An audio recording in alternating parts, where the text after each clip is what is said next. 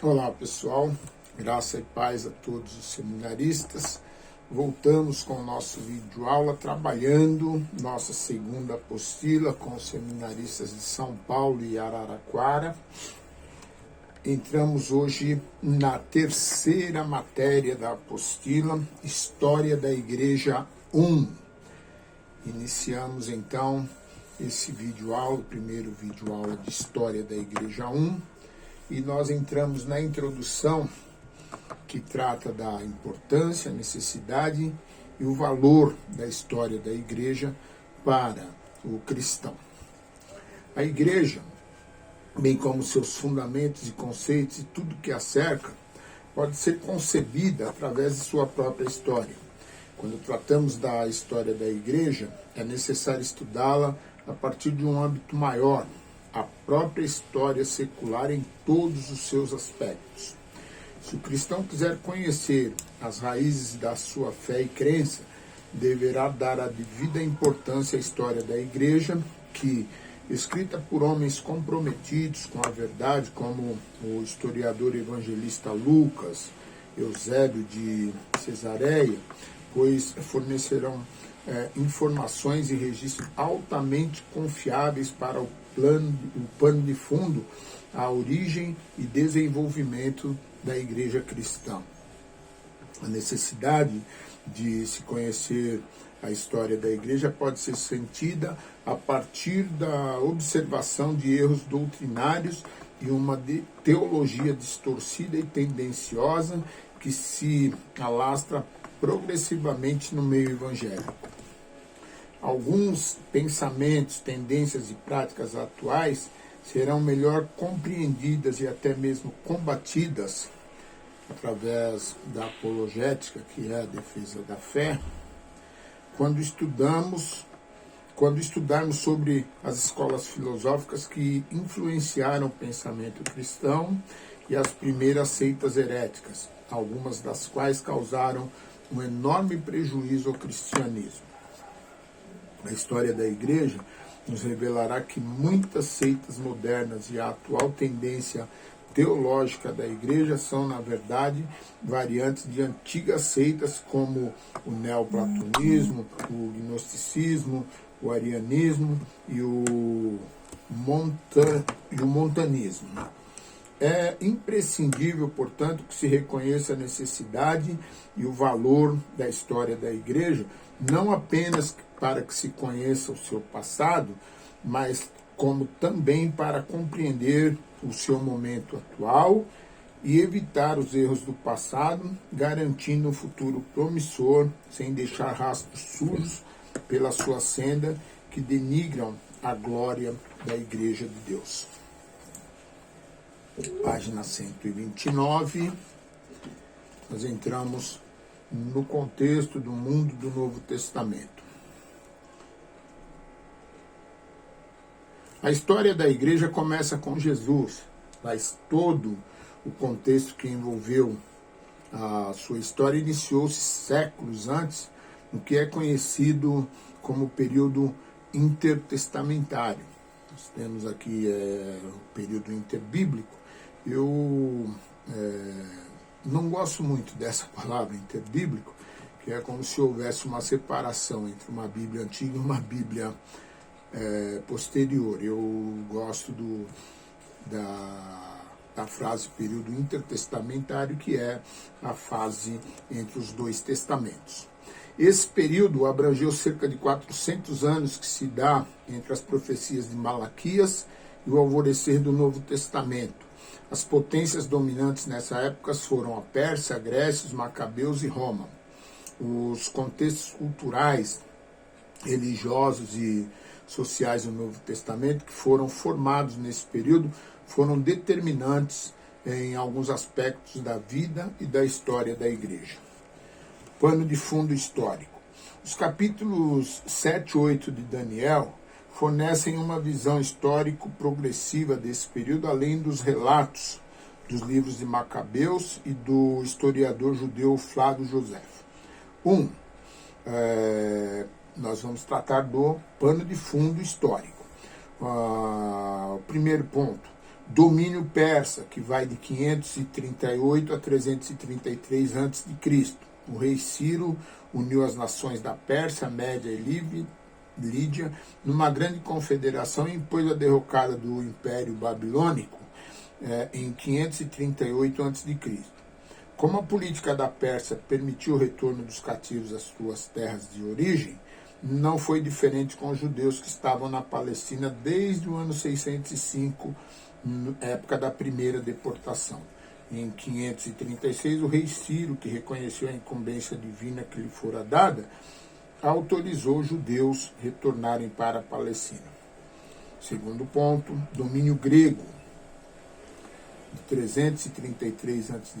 a 167 a.C., quando assumiu o domínio do mundo da época o Império Romano. O domínio grego se deu em 3 etapas: período de Alexandre o Grande, de 335 a 323, o período Ptolemaico, de 323 a 204, e o período Seleucida, de 204 a 165. Alexandre o Grande derrota o grande império da Pérsia em 331 e sobe ao poder de um vasto império que incluía também a Palestina.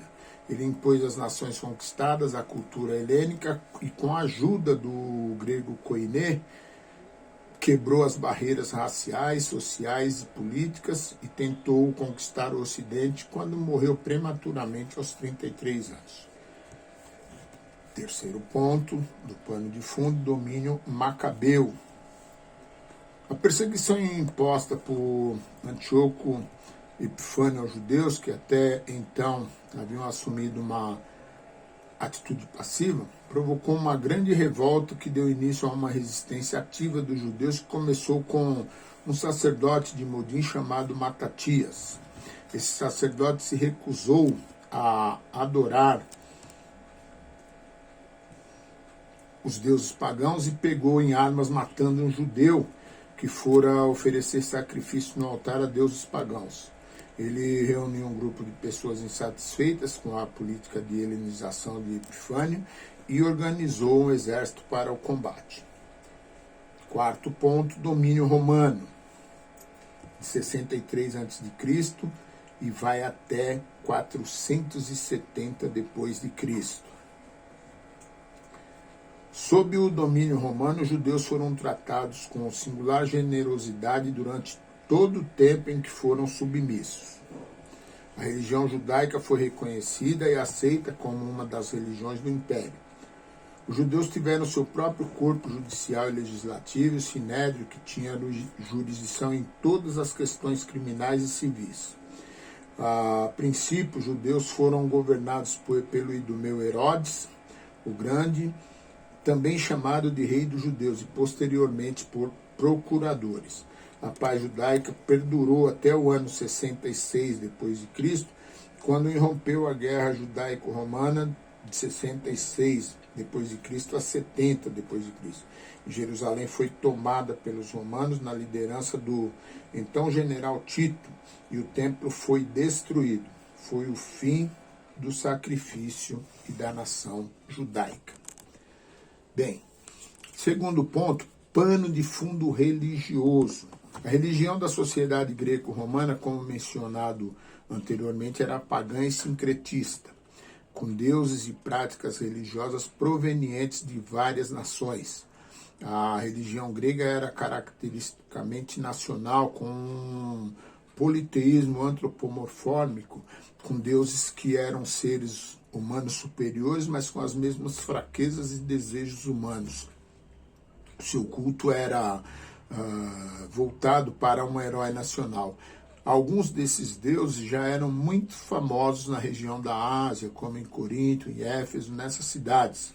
Artemis ou Diana em Éfeso e Afrodite em Corinto eram adoradas fanaticamente. Esse é um pano de fundo religioso. Grupos religiosos. Alguns grupos religiosos tiveram uma destacada importância no primeiro século cristão. Fariseus e saduceus aparecem em várias cenas com Jesus, mas geralmente em oposição a ele. Outros de caráter mais político, como os zelotes e os herodianos, tinham vários adeptos. Outros grupos, essênios e saduqueus, não são mencionados no Novo Testamento, mas sua importância é inegável e é registrada pelo judeu Filo, como também pelo historiador Flávio José. Os fariseus. Fariseu queria dizer separado, e surgiram após a revolta dos Macabeus. Foi um grupo reacionário que fez objeção à helenização da cultura judaica. Eles tinham controle sobre a sinagoga e eram extremamente legalistas e apegados às tradições humanas. Várias vezes foram repreendidos duramente, juntamente com os escribas, por Jesus. Eles se preocupavam em demasia com o exterior em detrimento do interior. Os saduceus eram um grupo menor que os fariseus, herdeiros dos asmonianos. Controlavam o templo e pertenciam à aristocracia da nação judaica. Terceiro, os essênios, quer dizer piedosos. As informações sobre esse grupo são dadas por Filo e José. A sua origem, assim como os fariseus, se deu após a revolta dos Macabeus. O seu estilo de vida era ascético e mais rigoroso do que o dos fariseus. O seu legalismo os levou a se estabelecerem nas regiões desertas do Mar Morto, em Qumran. Herodianos. Simpatizantes e seguidores da dinastia herodiana, apoiavam os Herodes e fundamentavam suas esperanças nacionais nessa família. Alguns acreditavam que Herodes fosse o Messias que os libertaria do jugo romano. Quinto, zelotes, quer dizer zelosos. Não era um grupo religioso, mas aparece nos relatos do Novo Testamento como um partido de caráter político. Os zelotes eram revolucionários que tinham o interesse de derrubar o governo romano e tornar independente a nação judaica. Pano de fundo cultural. Nós vamos encerrar esse vídeo aqui com o pano de fundo religioso, os grupos que haviam na época. No próximo vídeo, na página 133, nós entramos então no pano de fundo cultural. Ok? Bons estudos, Deus abençoe a todos.